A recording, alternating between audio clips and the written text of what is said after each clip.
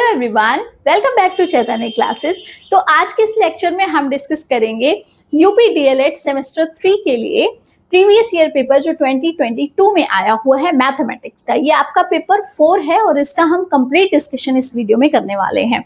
तो ये आपका हिंदी एंड इंग्लिश दोनों में होगा, बाइलिंगुअल होगा, क्योंकि दोनों ही मीडियम वालों को इससे इजी हो जाता है समझना। ओके, तो लेट्स गेट स्टार्टेड। यहाँ पे हम अपना फर्स्ट क्वेश्चन सॉल्व करेंगे मैथ्स का 2022, राइट। तो फर्स्ट क्वेश्चन है आपके पास में log 381 is equal to 4, right. तो ये क्वेश्चन हमने लॉग वाले अभी देखे थे कि ये 23 में भी पूछा गया था, 4 में भी। तो इसका मतलब एक क्वेश्चन आपका यहाँ से डेफिनेटली आने वाला है। ये डिफरेंट क्वेश्चन है उससे, तो इसको सॉल्व करेंगे। तो यहाँ पे आप जो टर्म देख रहे हैं इसको हम इस तरीके से लिखते हैं, मतलब जो फॉर्मूला बनता है वो ऐसे बनता है log a b is equal to n, right. और यहाँ पे जब हम इसको ब्रेक करते हैं तो आप सीधे लिखते हैं b is equal to a की पावर n। ये आपका फॉर्मूला बनता है। जब आप इस लॉग को हटाते हैं तो जो बेस होता है उसकी पावर हो जाती है ये n और b इज इक्वल टू ऐसे ही रहता है, राइट। तो अब इसको आप कंपेयर अगर करते हैं तो यहाँ से b की वैल्यू जो है वो 81 है, तो b के प्लेस पे आप क्या लिख देंगे, 81 लिख देंगे। a की जो वैल्यू है वो यहाँ पे 3 है, तो 3 लिख देंगे, और उसकी पावर n मतलब 4, राइट। तो ये हो गया आपका फाइनल आंसर। अब आप देखिए यहाँ पे ये आंसर कहाँ पे है, तो ये है आपका ऑप्शन बी। तो फर्स्ट क्वेश्चन आपका इस तरह से सॉल्व हो गया, राइट। नेक्स्ट क्वेश्चन देखेंगे विच इज यस, साधारण ब्याज की दर से कोई धन 5 वर्ष में 2 गुना हो जाता है, कितने वर्ष में वह धन 3 गुना हो जाएगा। तो ध्यान से देखेंगे आप इसको। वैसे आपको सॉल्व करना अगर ऑब्जेक्टिव में आता है तब आप डायरेक्ट भी कर सकते हैं, और अगर आपका आता है कैसे डिस्क्रिप्टिव में, मतलब लघु उत्तरीय क्वेश्चन, तब आपको इसको पूरा सॉल्व करके दिखाना पड़ेगा, तब आप शॉर्ट ट्रिक नहीं लगाएंगे, राइट। यस, तो पी आपके पास में अगर आप ले लेते हैं कितना, 100, राइट। क्योंकि ये आपका ऑब्जेक्टिव टाइप है ना, इसमें आपको पूरा डिस्क्रिप्टिव सॉल्व करने की जरूरत नहीं है, तो इसको ऐसे ही देख लेंगे। तो यहाँ पे मूलधन आपका अगर कितना है, 100 रुपए है, राइट। तो कह रहा है कि 5 वर्ष में इसको 5 साल लगे कितना होने में, डबल होने में, मतलब 2 गुना होने में। 2 गुना मतलब कितना, 200 रुपए, राइट। अब ये चाह क्या रहा है कि 300 हो जाए, मतलब 100 रुपए और चाहिए इसको। तो 100 रुपए ब्याज अगले 5 सालों में आपके पास आ जाएगा, राइट, क्योंकि साधारण ब्याज है। तो अगले 5 सालों में आपको फिर से 100 रुपए मिलेगा, तो अब कितना बन गया, 300 बन गया। इसका मतलब 5 साल और 5 साल कितने हो गए, 10 साल हो गए। तो option B is correct. Okay, otherwise आपको पूरा सॉल्व करके देखना पड़ेगा। नेक्स्ट वन इज व्यंजक p square X square plus C square X square minus A C square minus A P square का गुणनखंड, आपको फैक्टर निकालने हैं, राइट। तो आप दो ऑप्शन सिलेक्ट कर सकते हैं। यहाँ पे ये 2 टर्म है और ये 2 टर्म है, क्लियर। अब यहाँ से हम देख रहे हैं कि यहाँ पे एक्स स्क्वायर दोनों साइड में, तो इसको कॉमन ले लिया। ब्रैकेट के अंदर P square plus C square है, तो ये ले लिया, ठीक है, समझ आ रहा है। फिर माइनस, ये भी कॉमन है माइनस, और साथ में ए कॉमन है, तो इसको ए ले लिया, और ब्रैकेट के अंदर फिर से पी स्क्वायर सी स्क्वायर बचा। दोनों प्लस के हो गए, क्यों, क्योंकि हमने यहां से माइनस भी कॉमन ले रखा है, इसलिए। अब देखो इन दोनों टर्म में क्या कॉमन है, P square C square and P square plus C square, right. तो अब इसको भी कॉमन ले लेंगे, P square plus C square. अब दूसरी ब्रैकेट में क्या बनेगा, X square minus A, right. तो यहाँ पे कहाँ पे है आपका option, this is option A, right. ये फर्स्ट ऑप्शन आपका करेक्ट हो गया। नेक्स्ट वन इज यदि ए एक्स इस तरीके से है कि ये एक क्या है, इवन नंबर या सम संख्या है, और क्या है, एक्स छोटा है किससे, 9 से छोटा है, तो एक्स एक तो इवन है, तो ये जो ए टर्म बनेगा ये कुछ इस तरीके से बनेगा। x की वैल्यू यहाँ पे क्या आएगी आपके पास में, 2, 4, 6, 8, और 9 से छोटा है तो 10 तो होगा नहीं, राइट। तो ये आपके पास में इसकी वैल्यू आ गई। उसके बाद में b की वैल्यू किस तरह से दी हुई है आपको, b की वैल्यू है 7, 3, 4 एंड 8, क्लियर। अब आपसे पूछा b माइनस ए, ठीक है, तो b में से क्या माइनस करना है, a माइनस करना है। तो कौन से ऐसे टर्म है जो दोनों में कॉमन है, तो आप देख सकते हैं यहाँ पे 4 and 8, 4 and 8, इसका मतलब b से 4 and 8 चला जाएगा क्योंकि a के पास भी 4 and 8 है। तो अब b के पास क्या बचा, ये बचा 7 and 3। तो आपका जो ऑप्शन हो गया वो कौन सा हो गया, सी। क्लियर है? ओके, नेक्स्ट क्वेश्चन देखते हैं, विच इज यस, क्रमशः 5 सेंटीमीटर एंड 3 सेंटीमीटर त्रिज्या के दो वृत्तों, मतलब सर्किल की आपको क्या दे रखी है, दो सर्किल हैं, एक की रेडियस 5 और एक की 3 दे रखी है। तो पहले हम सर्किल बना लेंगे, ये है हमारा 5 सेंटीमीटर का, ठीक है, और एक छोटा बनेगा क्योंकि वो कितने का है, वो 3 सेंटीमीटर का है, राइट। ये 3 सेंटीमीटर है और ये 5 सेंटीमीटर है। ओके, इस तरीके से ये दो हैं और इनके केंद्रों के बीच की दूरी कितनी है, 10 सेंटीमीटर है। केंद्रों के बीच की दूरी का मतलब यहां से और यहां तक की जो डिस्टेंस है वो कितनी होनी चाहिए, वो पूरी 10 होनी चाहिए। ये मैंने थोड़ा दूर दूर बना दिए, अदरवाइज ये पास में बनेंगे, क्योंकि 5 तो इतना हो गया, 3 इतना हो गया, मतलब 8 हो गया, और बीच में कितनी आई फिर 2 आई, राइट। तो अब इनसे इन्होंने पूछा है कि तो उनमें से कितनी स्पर्श रेखाएं खींची जा सकती हैं, क्योंकि 5 प्लस 3 होता है 8 और 8 छोटा है किससे, 10 से छोटा है। तो इस केस में आपके पास में 4 स्पर्श रेखाएं खींची जाएंगी। कैसे खींची जाएंगी, एक ये हो गई, दूसरी ये हो गई, एक ये हो गई और एक ये हो गई, राइट। तो यहाँ पे 4 आंसर आएगा आपका उस केस में जिसमें दोनों की त्रिज्याओं को आपने ले लिया, ऐड कर दिया और फिर उसको कंपेयर किया दोनों के बीच की किससे, दूरी से, राइट। अगर छोटा है तब फिर आप लगाओगे 4। Okay, next one is, bank में किस प्रकार के खाते में जमा धनराशि पे ब्याज नहीं मिलता है। तो पहले आप देखेंगे कि आपके अकाउंट कितने टाइप के होते हैं, राइट। तो एक तो होता है आपका सैलरी बोलते हैं इसको, सैलरी ही रखिए आप इसको, ठीक है, ज्यादा हिंदी में जाने की जरूरत नहीं है, ठीक। ये आपका वो है जो सैलरी अकाउंट है। उसके बाद में एक आता है आपका सेविंग और एक आता है आपका करंट। ये 3 टाइप के आपके क्या हो गए, आपके अकाउंट हो गए, राइट। अब इसमें से मोस्टली लोग जो इंडिया में हैं वो सेविंग अकाउंट्स खोलते हैं, क्यों, क्योंकि यहाँ पे क्या मिलता है, ब्याज मिलता है, राइट। और किस पे नहीं मिलता आपको, करंट वाले पे कोई भी ब्याज नहीं मिलता। तो इसका आंसर डायरेक्टली आप करंट भी लिख सकते हैं और थोड़ा डिटेल में चाहें तो तीनों का बता सकते हैं, राइट। करंट पे आपको किसी भी तरीके का ब्याज नहीं मिलता है। मोस्टली लोग इंडिया में जो खोलते हैं वो होता है आपका सेविंग अकाउंट, ठीक है, बचत खाता, आप इसको बचत खाता बोलते हैं। क्लियर है? नेक्स्ट वन इज, एक छात्रावास में 300 छात्रों के लिए 15 दिनों की राशन सामग्री उपलब्ध है, ठीक है। एक हॉस्टल है, उसमें 300 क्या है, स्टूडेंट्स हैं और उनके लिए 15 दिनों का राशन है, राइट।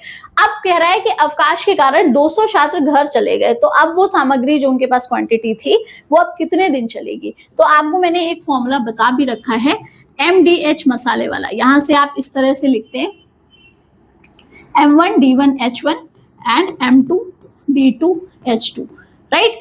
पर यहाँ पे आपको कुछ घंटे वंटे तो दे नहीं रखे, ठीक है, दिन दे रखे हैं और लोग दे रखे हैं। तो आप सिर्फ क्या लगाएंगे, M1D1 इज इक्वल टू M2D2, सिंपल फॉर्मूला। तो यहाँ पे पहले कितने थे, पहले थे 300, कितने दिनों का खाना था, 15 दिनों का खाना था। अब कह रहा है कि M2 में मतलब कितने चले गए, 200 चले गए, 300 में से 200 चले गए, कितने बचे, 100 बचे। अब कितने दिनों तक खाना आपका चलेगा, तो इसको सॉल्व कर लेंगे। तो आपका जो खाना चलेगा वो चलेगा आपका 45 डेज, राइट। पहले कितना चलना था, 15 दिन तक चलना था, पर क्योंकि 200 में से आपके 200 छात्र चले गए 300 में से, तो अब 45 दिन खाना आपका चल जाएगा, right. Next one is, yes, 14 + 7x + x² में x + 3 से आपको क्या देना है, भाग देना है, डिवाइड करना है और निकालना क्या है, क्वोशिएंट निकालना है और क्या निकालना है, शेषफल या रिमाइंडर निकालना है। ओके, तो आपको फटाफट डिवाइड कर लेना है। मैंने आपको बताया भी था, जो हमने अभी पेपर सॉल्व किए थे उसमें भी मैंने डिस्कस किया था इनको किस तरीके से सॉल्व करते हैं। तो पहले x² ले लेंगे, फिर x ले लेंगे और फिर कांस्टेंट टर्म ले लेंगे, लाना क्या है, एक्स स्क्वायर लाना है। यहाँ पे क्या है एक्स, तो हम एक्स से मल्टीप्लाई करेंगे तो आ जाएगा क्या एक्स स्क्वायर प्लस एक्स की मल्टीप्लाई 3 से भी होगी क्योंकि वो भी साथ में, तो ये बना 3x। माइनस किया दोनों तरफ, ये कैंसिल आउट हो गया, यहाँ बचा 4x प्लस 14। अब देखो क्या लाना है, 4x लाना है। यहाँ पे क्या है x, तो हम क्या कर दें प्लस 4, तो 4x हो गया, 4 3 12 हो गया। तो यहां से माइनस किया, ये कैंसिल, कितना बचा 2। ये हो गया आपका शेषफल या रिमाइंडर, है ना, और ये हो गया आपका क्वेश्चन, यही आंसर है इस क्वेश्चन का। क्लियर है? ओके, नेक्स्ट वन इज 10,000 का 10% वार्षिक ब्याज की दर से 2 वर्ष का चक्रवर्ती ब्याज तथा साधारण ब्याज का अंतर निकालिए। ये क्वेश्चन आपका डायरेक्ट फॉर्मूला बेस्ड है, ठीक है। तो आप यहाँ पे लिखते हैं PR² अपॉन 100²।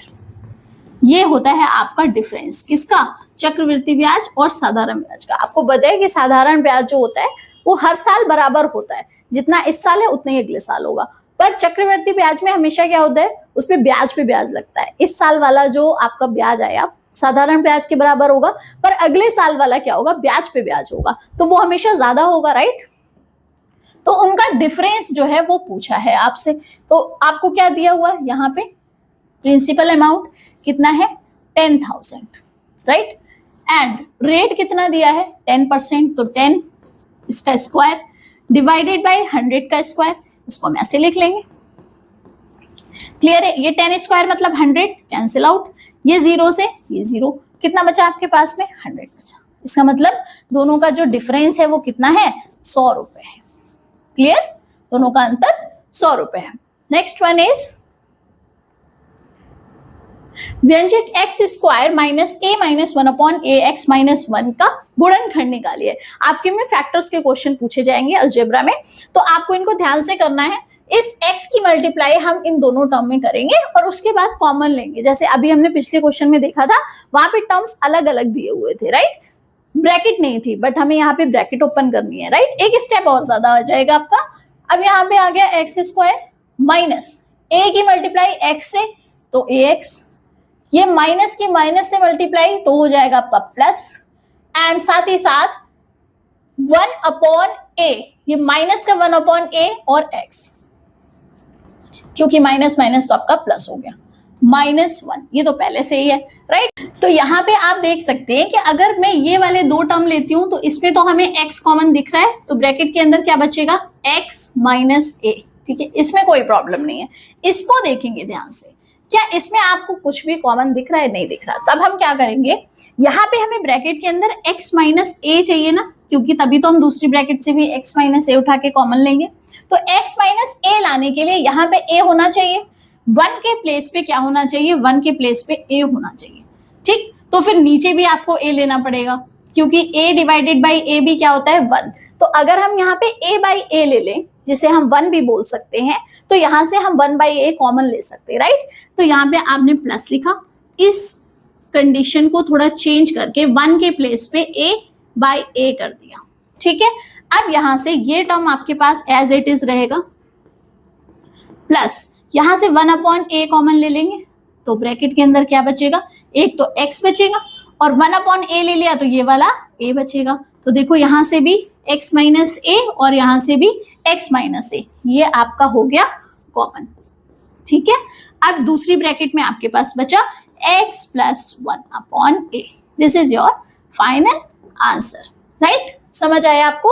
ये इस तरीके से होगा कि आपने 1 अपॉन a यहाँ देखा और यहाँ पे आपने देखा कि x माइनस a आना चाहिए, तो चलो अगर हम 1 अपॉन a कॉमन ले लेते तो यहाँ तो x मिल जाएगा, बट क्या यहाँ पे मिल पाएगा हमें a? यहाँ पे a लाने के लिए 1 के प्लेस पे a रखा, तो अब ऊपर a रखा तो नीचे भी a रखना पड़ेगा, तभी तो a डिवाइडेड बाई a 1 हुआ, राइट। उस तरीके से आपने इसको सॉल्व कर दिया, इसमें थोड़ी सी अकल भी लगानी थी। नेक्स्ट वन इज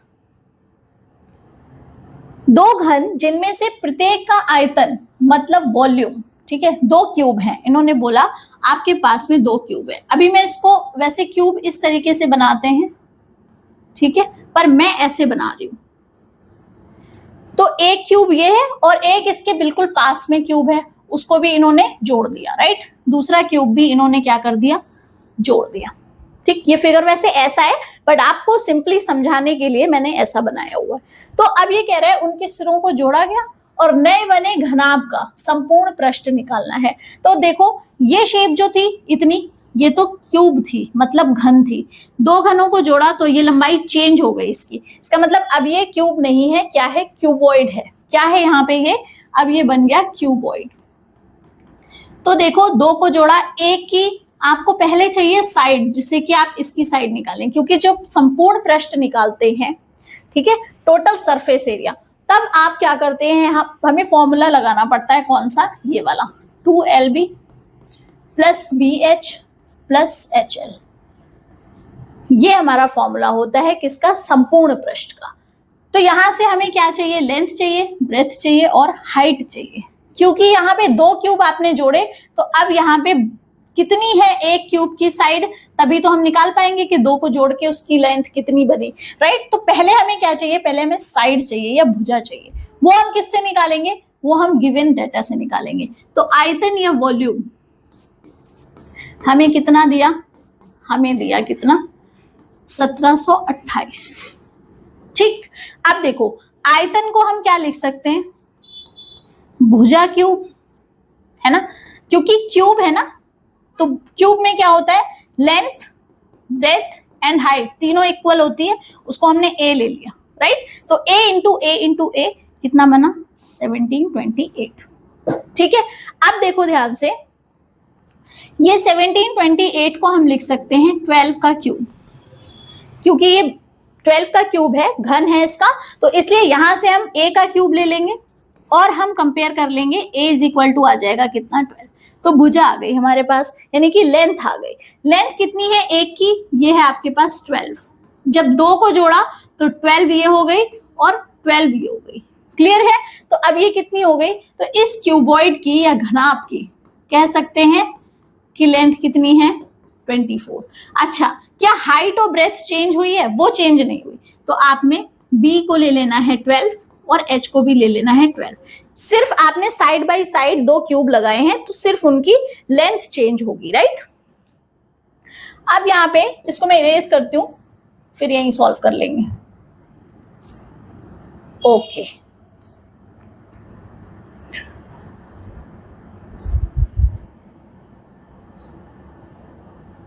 ओके, तो यहाँ पे देखो अब हमारे पास क्या आ गया, लेंथ आ गई, ब्रेथ आ गई एंड हाइट। इस फॉर्मूले में रखेंगे तो 2 एज इट इज हो गया, साथ ही साथ L इंटू बी, तो L इंटू बी मतलब 24 into 12 plus B into H मतलब 12 इंटू 12 प्लस H और L मतलब 12 इंटू 24। ये बन गया आपका, ये हम निकाल रहे हैं क्या, पृष्ठीय क्षेत्रफल, ठीक है, संपूर्ण पृष्ठ, संपूर्ण पृष्ठ का क्षेत्रफल, ये हमने निकाला, ये फॉर्मूला है, राइट। अब यहां से देखो 12 12 12 तीनों में कॉमन है, तो यहां से आप ले लेंगे, बल्कि 12 क्यों, 24 कॉमन हो जाएगा, ये 24 है, ये 24 है, और इस 12 को हम 2 इंटू 6 कर सकते हैं, और ये 12 पहले से है, तो यहां से भी क्या कॉमन है, 24 कॉमन है, तो 2 इंटू 24, 2 पहले से बाहर है, 24 भी बाहर ले लिया, क्या बचा अंदर, 12 प्लस 6 प्लस 12, राइट। 12 12 हो गया 24 एंड 6 इज 30 इंटू, साथ में इसकी मल्टीप्लाई करी तो ये बना 48। अब आप देख लो क्या आ गया, 0 3 8 जा 24, 3 4 जा 12 एंड 2 140। ठीक है, तो ये हो गया आपका क्या, संपूर्ण पृष्ठ का क्षेत्रफल, किसका, घनाभ का, जो हमने दो घन को जोड़ के बनाया था, राइट। ये आएगा आपका सेंटीमीटर स्क्वायर में, अगर मीटर में दिया होता तो मीटर स्क्वायर हो जाता, फिलहाल यहाँ पे कुछ मेंशन नहीं है, ठीक है। नेक्स्ट वन इज, यस, नीचे दी गई सारणी में आंकड़ों का समांतर माध्य ज्ञात कीजिए, ठीक है। समांतर माध्य आपको निकालना है, कैसे निकालते हैं, ये है आपके पद, इनको हम x बोलते हैं, ये है बारंबारता, इनको हम फ्रीक्वेंसी बोलते हैं, क्या बोलते हैं, फ्रीक्वेंसी, और हम इसे f से डिनोट करते हैं। तो इस तरह का जब क्वेश्चन आता है तो आपको एक टेबल बनानी होती है इस तरीके की, ठीक है। इस टेबल में आप क्या करते हैं, एक तरफ पद रखते हैं, एक तरफ फ्रीक्वेंसी रखते हैं, उसके बाद में क्वेश्चन को सॉल्व करते हैं, यहाँ पे हो गया आपका पद x, यहाँ पे हो गई आपकी फ्रीक्वेंसी। तो कितने पद हैं? पहले में 4, 6, 8, 10, 12, 14। तो यहाँ आप लिख लेंगे 4, 6, 8, 10, 12 और एक और है, एक और है आपके पास में क्या? 40। ये इस तरह की आपकी टेबल होती है। ओके, फ्रीक्वेंसी कितनी है? यहाँ पे 3, यहाँ पे 4, फिर 2, फिर 2, 6 एंड 8। तो सबसे पहले हम क्या देखेंगे? सबसे पहले हम फॉर्मूला देखेंगे। समांतर माध्य का फॉर्मूला क्या होता है? ये होता है आपका sigma fx upon sigma f, right? Sigma का क्या मतलब होता है? मतलब होता है इसका सम, मतलब जोड़। ठीक, किसका किसका जोड़? fx का मतलब फ्रीक्वेंसी का और नंबर ऑफ टर्म्स का। तो इनको मल्टीप्लाई करना है, उसके लिए हम यहाँ पे fx लिखेंगे। अब f की x से मल्टीप्लाई करते जाएंगे। यहाँ पे आ गया 12, यहाँ पे आ गया 24, then 16, then 20, then 72 and then कितना? 112। ओके, अब निकालना क्या है? समांतर माध्य में हमें चाहिए सम, किसका? f और x के प्रोडक्ट का। तो इनका प्रोडक्ट अगर हम निकालेंगे तो ये सारे निकल आए, और साथ में इनका सम भी करना है। तो जब आप इनको ऐड करेंगे 6, 4, 10 एंड 6, 26, ओके, एंड ये हो गया 256, राइट? और यहाँ पे जब इनको ऐड करेंगे तो 8 एंड 2 10 एंड 4 एंड 6 10 एंड 5 25। तो आपके पास दो वैल्यूज आ गई। सिग्मा fx की वैल्यू आ गई 256 एंड सिग्मा f की वैल्यू आ गई 25। जब आप इसको डिवाइड करेंगे तो 1 पे जाएगा, फिर 0 लगाएंगे, देन पॉइंट एंड 25 2 50 पे जाएगा, क्योंकि 6 है वहां पे, राइट? तो ये हो गया आपका किसका? इसका आंसर। ठीक है, समांतर माध्य कितना निकला इसका? 10.2। क्लियर? नेक्स्ट क्वेश्चन देखेंगे, विच इज यदि a इतना दिया है और b के गुणनखंड इतने दिए हैं, तो a यूनियन एंड इंटरसेक्शन आपको निकालना है इस क्वेश्चन में। तो सबसे पहले आप देखेंगे क्या? a की वैल्यू जो दे रखी है उसके कर लेंगे क्या? फैक्टर्स, क्योंकि यहाँ फैक्टर्स दिए हैं तो हमें a के भी क्या निकालने पड़ेंगे? फैक्टर्स निकालने पड़ेंगे। तो इसको ब्रेक करेंगे, 6 की यहाँ पे 1 से मल्टीप्लाई करेंगे तो आएगा 6। पहले और लास्ट टर्म के जो कांस्टेंट होते हैं उनको मल्टीप्लाई करते हैं, तो 6 आ गया। अब 6 के ऐसे फैक्टर करने हैं जिनका सम क्या हो? 5 हो। तो फिर आपको 3 2 ले लेना है, क्योंकि इन्हीं का सम क्या बनेगा? 5 बनेगा। क्योंकि यहाँ प्लस साइन है इसलिए हमने प्लस लिया, माइनस साइन होता तो हम माइनस लेते। अब यहाँ पे जो हमारे पास टर्म है 5x माइनस, इसको हम क्या लिख सकते हैं? 3x and 2x। तो 3x minus 2x and plus 6, ये बन गई आपकी क्या? इक्वेशन। अब यहां से आप निकाल सकते हैं, x कॉमन लेंगे तो x माइनस 3, यहां से 2 कॉमन लेंगे तो भी x माइनस 3। अब x minus 2 and x minus 3, ये क्या आ गया आपके पास? ये a के फैक्टर्स आ गए। जैसे यहाँ पे b के दे रखे हैं, अब a के भी उसी फॉर्म में हमने लिख लिए। इसको इरेज कर देते हैं, राइट? अब निकालेंगे फटाफट, हम अपने क्वेश्चन को करेंगे। a इंटरसेक्शन b है ना, और a यूनियन b, दोनों को निकालना है। तो सबसे पहले a एंड b, इसको हम लिख सकते हैं क्या? x minus 2 and x minus 3, और ये पहले से ही है हमारे पास। तो इंटरसेक्शन में आप कॉमन पार्ट लेते हैं। कौन सा पार्ट लेते हैं? इंटरसेक्शन में आप कॉमन पार्ट लेते हैं। दोनों में क्या कॉमन है? दोनों में x माइनस 3 और x माइनस 3। तो यहाँ पे आंसर आ जाएगा क्या? x minus 3। बिल्कुल वैसे ही जैसे हम एलसीएम एचसीएफ निकालते हैं, राइट? फिर देखेंगे किसमें? a union b। यूनियन में आपको दोनों के टर्म एक साथ ले लेने हैं, राइट? जैसे हम मल्टीपल में करते थे। तो यहाँ से x माइनस 2 है, लिख लिया x माइनस 2। इसमें क्या है? x माइनस 3 है, वो भी लिख लिया। और इसमें क्या है? x प्लस 2, ये भी लिख लिया। साथ ही साथ हम क्या देख रहे हैं कि यहाँ पे x माइनस 3 है। देखो इधर करके दिखाती हूँ। यहाँ पे आपके पास में क्या है? ये है x माइनस 3। तो क्योंकि x माइनस 3 दो बार तो लेंगे नहीं, इधर भी है और इधर भी है, इसलिए एक बार लेंगे। तो जो a यूनियन b की वैल्यू आ जाएगी वो क्या आएगी? x minus 2, x minus 3 and x plus 2। जो दो बार वैल्यू आ रही है कॉमन है, उसको सिर्फ एक बार लिखेंगे। ये हो गया आपका आंसर। ओके, ये सेट के क्वेश्चंस बहुत ही इजी होते हैं, बस थोड़ा सा आपको ध्यान से देखना है। नेक्स्ट वन इज, हाँ यहाँ पे आपको क्या करना है, सिंप्लीफाई करना है। तो -3/2 इसकी होल पावर दे रखी है 2 और ब्रैकेट लगा रखे हैं और साथ में उसकी भी पावर क्या दे रखी है, -3, राइट। तो पहले हम छोटी वाली ब्रैकेट को सॉल्व करते हैं। तो -3 की 2 टाइम्स मल्टीप्लाई होगी तो 3 3 जा 9 बनेगा और नीचे 2 2 जा 4 बनेगा। प्लस का इसलिए क्योंकि माइनस को अगर आप इवन नंबर ऑफ टाइम या सम संख्या से गुणा करते हैं तब वो बनता है क्या, +1। और अगर यहाँ पे टर्म्स आपके पास कैसे हैं, ऑड है, तब वो बनेगा क्या, -1। यहाँ पे 2 है मतलब 3 को 2 टाइम्स मल्टीप्लाई कर रहे हैं, ठीक है, तो प्लस की वैल्यू आएगी। तो 9/4 बना क्या, -3। क्योंकि -3 है तो इसका रेसिप्रोकल ले लेंगे, 4/9 हो जाएगा कितना, 3। ये माइनस साइन हटा और ये हो गए क्या, उल्टे हो गए। इनको हमने व्युत्क्रम में लिख दिया। अब 4 का क्यूब होता है 64, 9 का क्यूब होता है 729। तो ये हो गया यहाँ से आपका इस क्वेश्चन का आंसर। ओके, नेक्स्ट क्वेश्चन देखते हैं विच इज, ओके, एक शहर की जनसंख्या कितनी इतनी से बढ़कर इतनी हो गई है, ठीक है, वार्षिक वृद्धि दर ज्ञात कीजिए। तो जब इस तरह के क्वेश्चन आएंगे कि इतने से अब इतनी हो गई है, तब आप कौन सा फॉर्मूला लगाएंगे, चक्रवृद्धि ब्याज का लगाएंगे, राइट। तो आपको पता है क्या फॉर्मूला होता है इसका, ये होता है आपका, पहले आप लिखेंगे अमाउंट, ठीक, क्या होती है, P ब्रैकेट में 1 + R/100 की पावर कितनी, n। क्लियर है।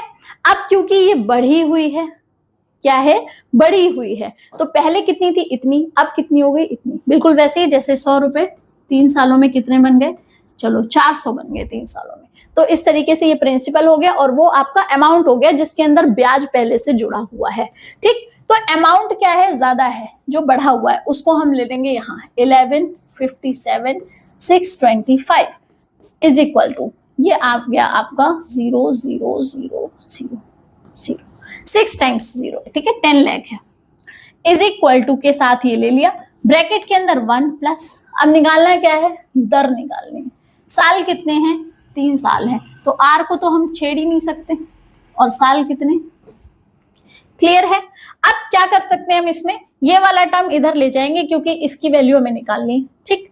तो 1 + R/100 की पावर कितनी, 3 इज इक्वल टू, क्या बनेगा ये 1157,625 डिवाइडेड बाई 1,0,0,0,0,0, राइट। इतना टर्म आपके पास आ गया। अब आप यहाँ क्या देख रहे हैं, यहाँ पे क्यूब देख रहे हैं, इसका मतलब इसको भी हम किस में ब्रेक कर सकते हैं, क्यूब में ब्रेक कर सकते हैं, और नीचे वाले को भी कर सकते हैं।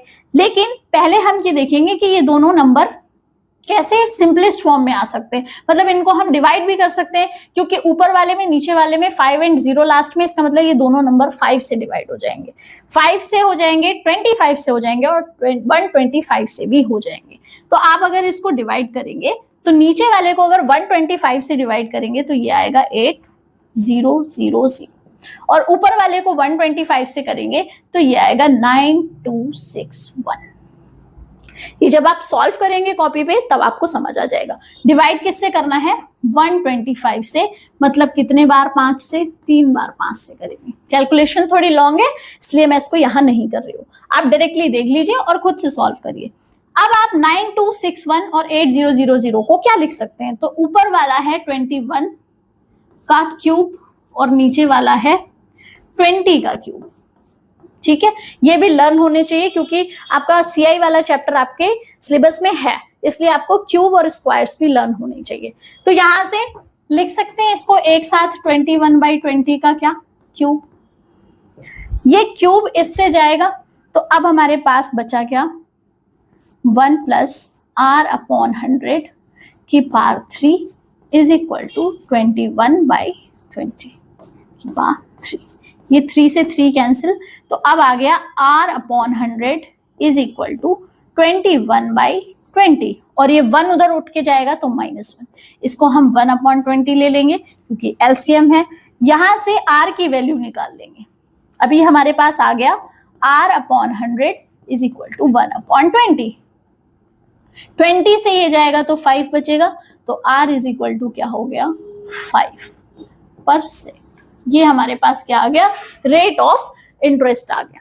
इंटरेस्ट ही कह सकते हैं क्योंकि यहाँ पे आपकी क्या हो रही है, इधर से उधर बढ़ रही है, मतलब संख्या बढ़ रही है, राइट। तो आप एक तरीके से ले सकते हैं कि चीजें बढ़ रही हैं, ठीक है। ओके, नेक्स्ट क्वेश्चन इज, एक दीवार की लंबाई 5 मीटर, ऊंचाई 3.5 एंड मोटाई 3.3 सेंटीमीटर है। सबसे पहले आपको फोकस करना है इनकी यूनिट्स पे, ये मीटर में और एक आपको किसमें दे दी, सेंटीमीटर में। तो सबसे पहले इनको सबको चेंज कर लेंगे, राइट। किस में चेंज करेंगे ये आगे पता लगेगा।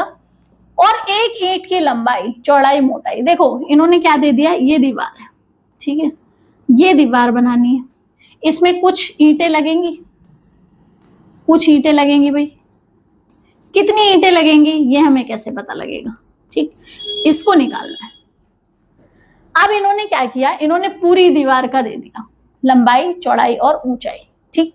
अब यहां से कहा है कि एक ईंट की कितनी है, सीधे एक ईंट की बात कर दी, 25, 10 और 7, लेकिन किसमें दिया, सेंटीमीटर में। तो ब्रिक आपको दे दी सेंटीमीटर में और वॉल की दे दी आपको मीटर, सेंटीमीटर, सबको सेंटीमीटर में चेंज कर लेंगे, ठीक है। इसको भी करेंगे और इसको भी करेंगे। तो आप वॉल के लिए क्या लिख सकते हैं, वॉल के लिए लेंथ कितनी 5, ब्रेथ कितनी, पहले हाइट दी हुई है तो हाइट ले लेंगे 3.5 है ना, और ब्रेथ कितनी 3.3, ये सेंटीमीटर में है, ये मीटर में है और ये भी मीटर में, तो इसको हम कर लेंगे किसमें, सेंटीमीटर में चेंज। 500 सेंटीमीटर, हाइट हो गई 350 सेंटीमीटर और ब्रेथ हो गई as it is 3.3 centimetre, right. ये आ गई आपकी वॉल। अब ब्रिक, ब्रिक मतलब ईंट, ठीक है, आपकी जो ईंट लगेगी, बीट बोल दिया मैंने, ईंट और ब्रिक को मिला के, है ना, कितना गलत वर्ड निकला, राइट। अब देखो ब्रिक, ब्रिक के लिए क्या करेंगे, ये 25, इसकी कितनी है 25, दूसरे की ब्रेथ हो गई इसकी, हाँ 10, और हाइट हो गई कितनी 7 सेंटीमीटर। सिंपल इसमें करना है, जब ऐसा क्वेश्चन आए कि कितने ईंटें लगेंगे, कितने टाइल्स लगेंगे, तब आप उस टाइप के क्वेश्चन में क्या करेंगे, नंबर ऑफ ब्रिक्स, या अगर आपको यहाँ पे ब्रिक्स के प्लेस पे टाइल्स दिया होता तो आप टाइल्स लिख लेते, मैं इसलिए लिख रही हूँ जिससे आप फॉर्मूला नोट कर लें, ठीक है। नंबर ऑफ ब्रिक्स क्या, वॉल्यूम ऑफ वॉल, मतलब दीवार का आयतन, और किसका, वॉल्यूम ऑफ वन ब्रिक, किसका, वन ब्रिक का, एक ईंट के आयतन से। पूरी दीवार को एक ईंट से डिवाइड कर दो तो पता चल जाएगा कितनी लगी है, ठीक है। तो ऊपर क्या आ गया आपके पास में, ऊपर आ गया 500, राइट, ये 500 इंटू 350 इंटू 3.3, ओके। नीचे आ गया 25 इंटू 10 इंटू 7 से ये जा रहा है 50 पे, राइट, और 50 से ये भी जा रहा है 2 पे 20। अब आपके पास में ये 0 इससे चला गया, ओके, और ये एक 0 इससे उड़ गया, ठीक।